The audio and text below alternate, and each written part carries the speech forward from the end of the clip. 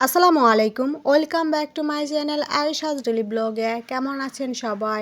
আজকে আমি আপনাদের করে দেখাবো কিভাবে আপনারা পাকা পেঁপে দিয়ে সুস্বাদু হালুয়া তৈরি করতে পারেন। তো ভিডিওটি না টেনে অবশ্যই শেষ পর্যন্ত দেখবেন। ভিডিওটি শুরু করার আগে ছোট্ট একটি রিকোয়েস্ট করব, যারা আপনারা আমার এই চ্যানেলে নতুন তারা অবশ্যই আমার চ্যানেলটি সাবস্ক্রাইব করে দেবেন এবং পাশে থাকা বেল আইকনটি ক্লিক করে রাখবেন।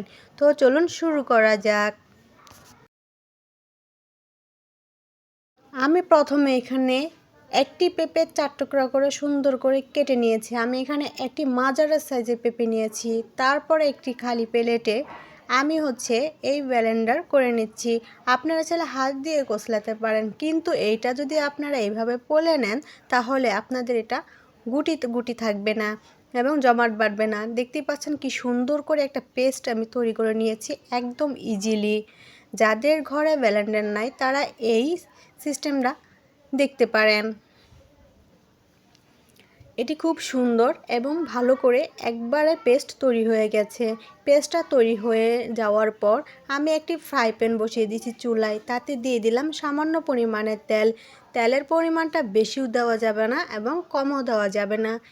তেলটা একটু গরম হয়ে গেলে এখানে আমি দিয়ে দিলাম পেস্ট করে রাখা পেঁপে। এটা পাকা পেঁপের খুবই মজাদার একটি হালুয়া। আপনারা যদি বাসায় না করেন এটার টেস্ট পাবেন না। তো অবশ্যই বাসায় কিন্তু ট্রাই করবেন। পেঁপেটা দিয়ে আমি কিছুক্ষণ নেড়ে একদম শুকিয়ে নিয়েছি পেঁপের যে থাকা পানিটা, সেই পানিটা। পেঁপের পানিটা শুকিয়ে নেওয়ার পর কিছুক্ষণ এভাবে আঁচ দেবেন, পেঁপের পানিটা শুকিয়ে যাবে। শুকিয়ে নেওয়ার পর এখানে আপনারা দিয়ে দিবেন স্বাদ অনুযায়ী চিনি। আপনারা যে যতটুকু পরিমাণের চিনি খেতে পারেন, মানে মিষ্টি খেতে পারেন, সেই পরিমাণে দেবেন। চিনিটা দিয়ে দেওয়ার পর আমি আবার এই পেঁপের সাথে পুরো চিনিটা মিশিয়ে নিলাম। এখন চিনিটা গলে যাবে। চিনিটা গলে গেলে এটা পানি ছেড়ে দেবে। সেই পানির অনুযায়ী এখানে আপনারা সুজিটা অ্যাড করবেন। আপনারা অবশ্যই কিন্তু সুজি দেওয়ার চেষ্টা করবেন। চালের গুঁড়ো দিলে আপনারা তেমন স্বাদ এটাতে পাবেন না। এখন যতটুকু আমি নাড়াচাড়া করলাম, একটু চিনির পানিটা শুকিয়ে নেওয়ার পর এখানে আমি দিয়ে দিলাম 2 থেকে 3 চা চামচ পরিমাণের সুজি।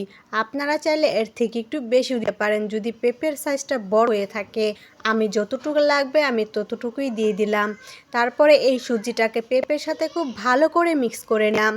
এই পেঁপের সাথে মিক্স করে নেওয়ার পর আমি এখানে একটা জিনিস স্কিপ করে গেছি, আমি ক্যামেরা ধরতে ভুলে গেছিলাম। এখানে আমি একটা ভুল করে ফেলেছি।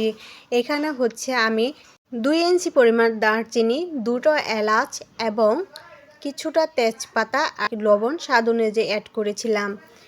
যখন হালুয়াটা হয়ে গেছে তখন আমি এই হালুয়াটাকে উঠিয়ে নিয়েছি।